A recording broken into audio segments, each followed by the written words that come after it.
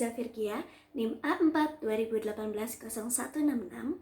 Kali ini saya akan mendemonstrasikan 8 pergerakan dari sifat kerja otot secara antagonis dan secara sinergis.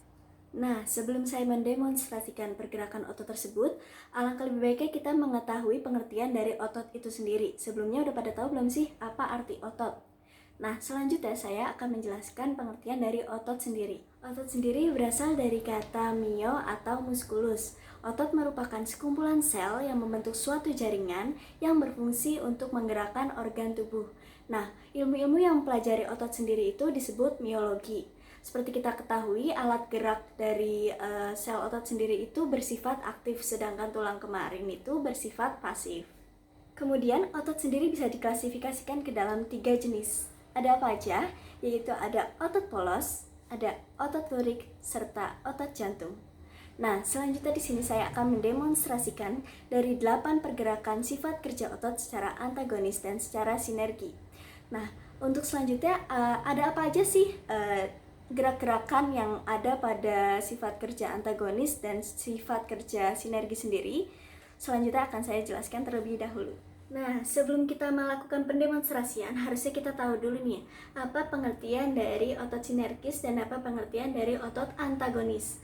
Nah, otot sinergi sendiri itu merupakan dua otot yang cara kerjanya itu saling membantu. Cara kerja sinergis terbentuk oleh otot-otot yang kontraksinya menimbulkan gerak searah.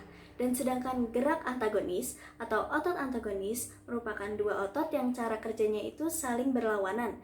Cara kerja antagonis sendiri terbentuk oleh otot-otot yang kontraksinya menimbulkan gerak berlawanan. 8 pergerakan dari sifat kerja otot sendiri itu ada apa aja sih? Yang pertama itu ada flexor, kemudian ada extensor, kemudian ada abduktor, lalu ada aduktor, depressor, elevation, suprinator, dan yang terakhir itu ada pronator. Nah, selanjutnya akan saya jelaskan mengenai penjelasan dari satu-satu pergerakan tersebut dan kemudian demonstrasi gerakannya. Yang pertama itu ada flexor. Flexor merupakan sebuah otot yang dapat menyebabkan tungkai atau bagian lain menekuk mengurangi sudut bagian dalam sendi.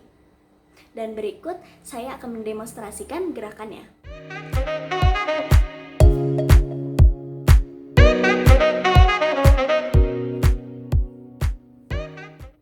Kemudian yang kedua itu ada extensor. Extensor sendiri itu merupakan kebalikan dari flexor. Nah, flexor sendiri tadi itu kan gerakannya membengkokkan. Nah, sekarang ini extensor itu merupakan gerakan otot yang dapat meluruskan sendi-sendi. Dan berikut saya akan mendemonstrasikan gerakannya.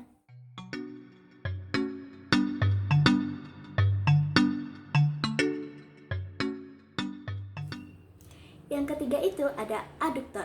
Aduktor sendiri merupakan sebuah otot yang berfungsi menghasilkan efek gerakan aduksi. Nah, gerakan aduksi sendiri berarti gerakan yang menjauhi badan. Nah, berikut adalah demonstrasinya.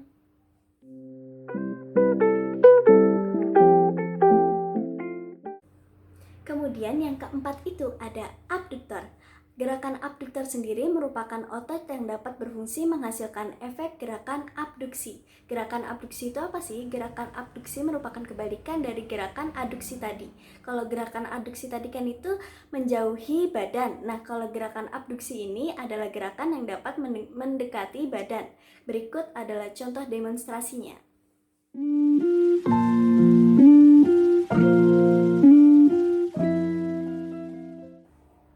Kemudian yang kelima itu ada gerakan depressor.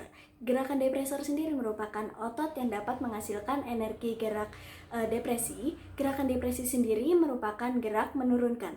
Nah, berikut adalah contohnya.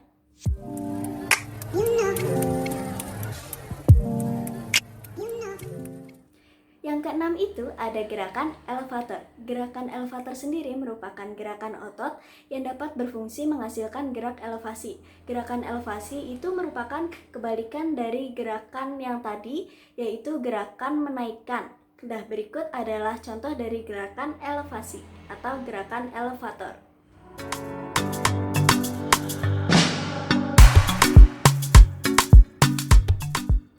Selanjutnya Selanjutnya, yang ketujuh itu ada gerakan suprinator.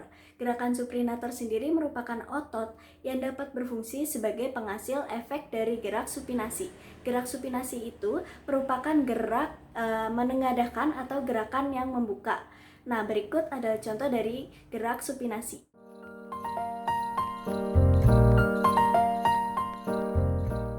Nah, untuk yang terakhir itu, yang kedelapan ada gerakan pronator. Gerakan pronator sendiri merupakan gerakan otot yang dapat berfungsi sebagai pemberi efek pada gerakan pronasi atau biasa disebut gerakan menelungkup atau tertutup. Berikut adalah contoh dari efek gerakan pronator.